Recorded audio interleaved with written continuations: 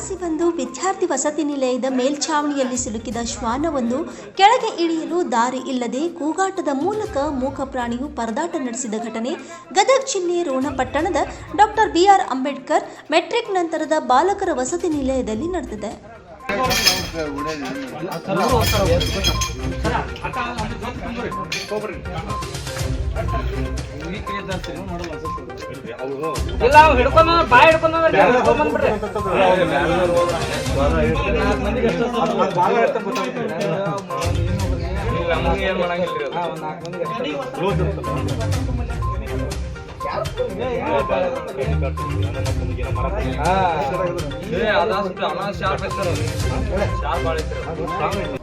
ನಾಯಿಯ ಕೂಗಾಟ ಕೇಳಿ ಅಗ್ನಿಶಾಮಕ ದಳಕ್ಕೆ ಮಾಹಿತಿ ನೀಡಿದ ವಿದ್ಯಾರ್ಥಿಗಳ ಸಮಯ ಪ್ರಜ್ಞೆಯಿಂದ ಸ್ಥಳಕ್ಕೆ ಆಗಮಿಸಿದ ಅಗ್ನಿಶಾಮಕ ದಳದ ಸಿಬ್ಬಂದಿಗಳು ಶ್ವಾನ ರಕ್ಷಣಾ ಕಾರ್ಯಾಚರಣೆ ಮಾಡಿದ್ದಾರೆ.